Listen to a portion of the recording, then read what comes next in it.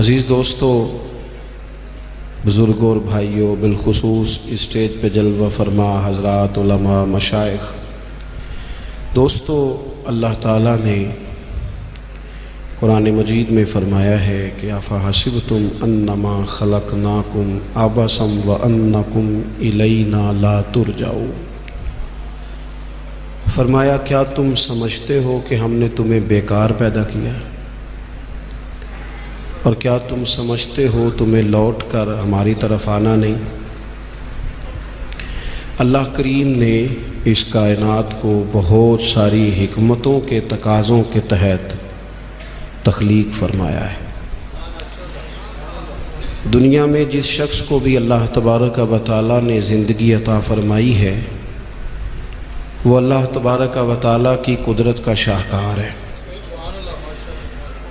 ہمارے ہاں یہ ہوتا ہے کہ ہم پہلے تو یہ پہچان ہی نہیں پاتے کہ اللہ تعالیٰ نے ہمیں کتنی خوبیوں، کتنی صلاحیتوں کے ساتھ نوازا ہے، پہچان نہیں پاتے، غور نہیں کرتے۔ لقد خلقنا الانسان فی احسن تقویم، اللہ نے بڑی بہترین ساخت پر خوبصورت ترین انسان پیدا کیے، لوگوں کو صلاحیتیں دی اللہ تعالیٰ نے۔ جو آدمی اپنی چالاکی کے ساتھ، تیزی کے ساتھ اور اپنی گفتگو کے فن کے ساتھ کسی بڑے سمجھدار آدمی کو معاذ اللہ دھوکہ دے لیتا ہے اور سیانے لوگوں کو لوگ پریشان کر دیتے ہیں، تو آپ غور فرمائیں، صلاحیت تو اس کے اندر تھی نا، لیکن اس نے غلط جگہ استعمال کی۔ اگر اپنی انہی صلاحیتوں کا وہ صحیح استعمال کرتا تو اللہ تعالیٰ اس سے بہت سارے خیر کے کام لے لیتا۔ پہلے تو ہم پہچانتے نہیں، غور نہیں کرتے۔ وہ جو کہا گیا تھا نا، من عرف نفسہ فقد عرف ربہ، کہ جو اپنے آپ کو پہچان گیا وہی تو اللہ تعالیٰ کو پہچان گیا۔ اپنی صلاحیت پر غور کیا جائے کہ ہم کیا کر سکتے، کون سی خدمت ہے جو اللہ تبارک و تعالیٰ اپنا فضل کرے تو ہم وہ سر انجام دے سکتے۔ وہ کوئی بھی ہو، ایک بی بی مسجد نبوی شریف میں جھاڑو دیتی تھی، اس کا انتقال ہو گیا، صحابہ نے حضور کی تکلیف کے پیش نظر اطلاع نہ دی کہ محبوب کو تکلیف دینا مناسب نہیں، دفن کر دیا۔ صبح محبوب نے قبر پہ کھڑے ہو کے فرمایا صفیں بناؤ، میں دوبارہ جنازہ پڑھاؤں گا۔ کوئی کام تو کیا نا زندگی میں، کوئی ڈیوٹی تو کی نا۔ ایک تو ہم اپنی صلاحیت کو دیکھو، کسی نے کہا تھا کہ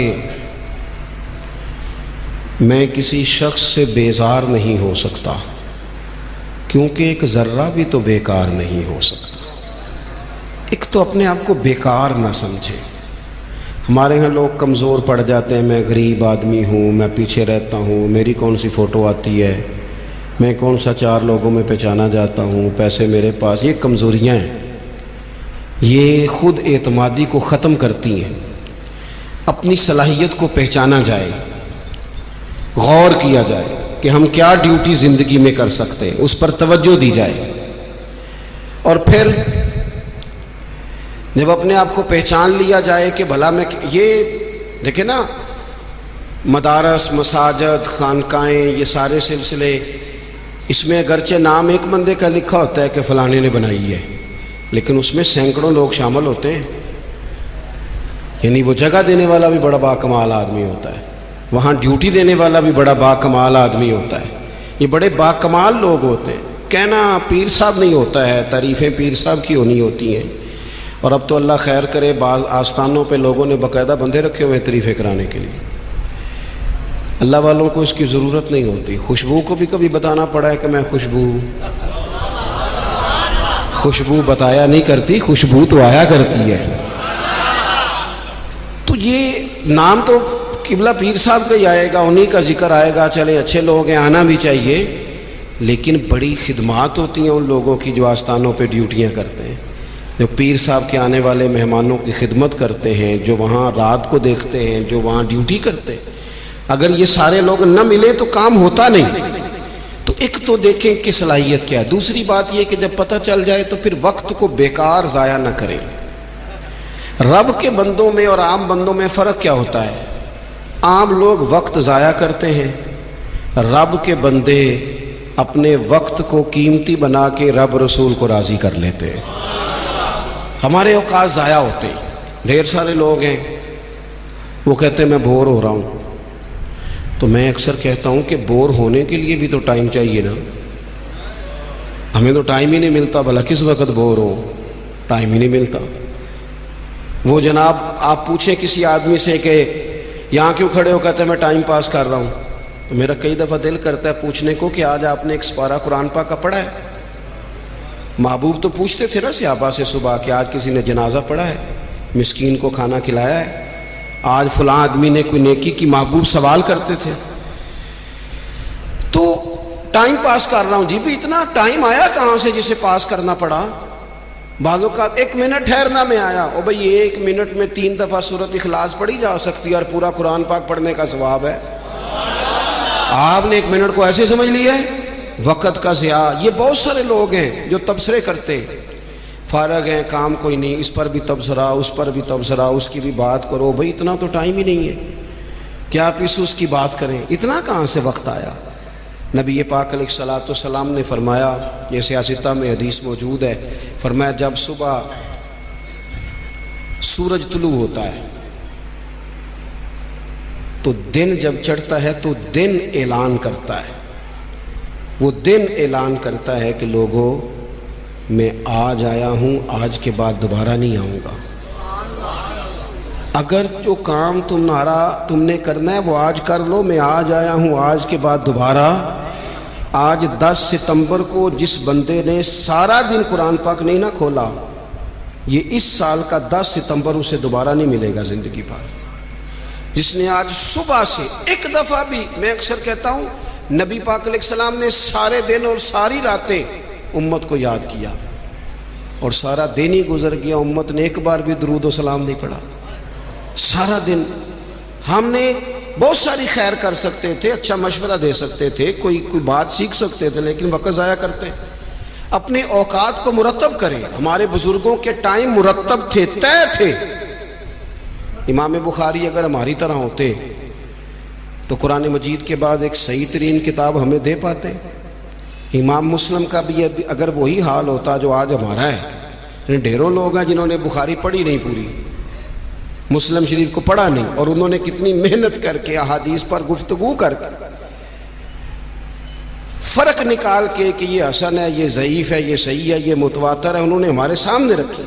اعلیٰ حضرت فاضل بریلوی نے 1000 کتاب لکھی ہے۔ کتنی؟ اور کتاب ایسی نہیں کہ وہ مطلب کانٹ چھانٹ کے کتاب بنا لی ہو، وہ جس سمت آ گئے ہیں سکے بٹھا دیے ہیں۔ کام ان لوگوں کا مرتب تھا، ان کے وقت میں برکت تھی۔ حضرت عمر بن عبدالعزیز رحمۃ اللہ علیہ سے ایک دن ان کے خادم سے آپ نے کوئی کام کہا تو کہنے لگا حضور یہ کام کل کر لیں گے۔ تو آپ فرمانے لگے یہ کام اگر کل کریں گے تو جو کام کل کرنے ہیں وہ کب کریں گے؟ ہمارے ڈھیر سارے لوگ ہیں جنہوں نے ابھی تک طے ہی نہیں کیا۔ آپ نماز نہیں پڑھتے، کہتے ہیں بس میں حج کا رہا ہوں، شروع کرنی ہے۔ تو اگر حج پہ نہ جا سکے، خدا نخواستہ اللہ معاف کرے، تو پھر نماز پڑھنی نہیں ساری عمر۔ میں وہ بچوں کی شادی کر لوں پھر میں ٹھیک ہی ہوں۔ تو اگر ایسا وقت آیا ہی نہ، خدا نہ کرے، تو پھر کیا پڑھنی نہیں؟ میں بہت سارے لوگوں سے کہتا ہوں داڑھی شریف رکھ لو، کہتے ہیں میں آج نیک نہیں۔ تو میں نے کہا داڑھی کی قسم ہی اٹھانی تھی، بس نیک ہونا تو رکھنی ہے، روٹی کی اٹھاؤ نا کہ جب تک نیک نہیں ہونا کھانی نہیں، یہ کرو نا بات۔ باقی سارے کام چل رہے ہیں اور اس پر آپ کسی کو توجہ دلائیں، بلکہ بعض نے چھوٹی رکھی بھی ہوتی ہے، تو میں کہتا ہوں چھوٹی والے کو بھی تو لوگ مولوی کہتے ہیں نا، تو اسے پوری کر، اپنی مرضی کی کیوں رکھتا ہے، رب رسول کی مرضی کی رکھ۔ کام جو کرنا ہے اسے شروع کیا جائے، جو ڈیوٹی کرنی ہے اسے ہمارے ملک میں رواج بنا دیا گیا ہے، کام نہ کرو بیسے کرو، کام نہ کرو کیچڑ اچھالو۔ یہ دیکھو نا کتنی تکلیف ہے سیلاب والوں کو، کتنی تکلیف ہے۔ ہمارے وہاں دوست موجود ہیں، اپنی ہمت کے مطابق کام کر رہے ہیں، میں خود بھی وہاں حاضر ہوا تھا۔ اب وہ کہتے ہیں کہ جلدی امراض ہونے لگے، یعنی ایک طرف وہ بندہ ہے جو نخرہ کر رہا ہے کہ یہ روٹی میں نے نہیں کھانی، یہ سالن لے جاؤ، اور دوسری طرف ماں کے کہتی ہے کہ صرف میرے بچے کو زخم ہو گئے ہیں، کیڑے کھڑے ہیں پانی میں، جلدیں پھٹنے لگی ہیں، صرف دوائی چاہیے۔ تو کیا رب کریم نے حساب نہیں لینا؟ چلے مہربانی کرتے، وزیروں نے تو نہیں جانا تھا، پیر ہی ایک ایک دورہ کر آتے، تھوڑی سی توجہ کر لیتے۔ کیا یہ محبوب پاک کو راضی کرنے کا طریقہ نہیں؟ کیا حضور نے فرمایا نہیں جو میری امت سے محبت کی جس نے اسی نے مجھ سے محبت کی؟ کیا فرمایا نہیں جب میری امتی کو تکلیف ہوتی ہے تو مجھے تکلیف ہوتی ہے؟ یہ کام نہیں خیر کا؟ خدا کے بندے تو ہیں ہزاروں، بنوں میں پھرتے ہیں مارے مارے، میں اس کا بندہ بنوں گا جس کو خدا کے بندوں سے پیار ہوگا۔ اپنے اوقات کو مرتب کریں۔ ہمارے ہاں مزاج نہیں کام، یہ دیکھیں نا جلسے ہو رہے ہیں، آ رہا ہے فلانا جا رہا ہے، یہ ہو رہا ہے، اور سب سیاسی جماعتیں اللہ ماشاءاللہ جتنے خرچے یہ ان کاموں پہ کرتے ہیں نا، اس سے آدھے خرچے اگر کریں۔ آپ گاڑیاں سجا رہے ہیں، فلان ہو رہا ہے، پجاروں نکلی ہوئی ہیں، فلاں کام ہو رہا ہے، اور دوسری طرف حال یہ ہے کہ لوگ چار پہیاں کھڑی کر کے ان کے اوپر چادریں ڈال کے اپنی بیٹیوں کو چھپائے بیٹھے ہیں۔ نہ ادھر ادھر کی تو بات کر، یہ بتا کہ قافلہ کیوں لٹا، مجھے رہزنوں سے غرض نہیں، تیری رہبری کا سوال ہے۔ تھوڑا سا توجہ دینے کی ضرورت ہے کہ ہم ترجیحات ہماری کیا ہیں، ہم اصل میں کرنا کیا چاہ رہے ہیں۔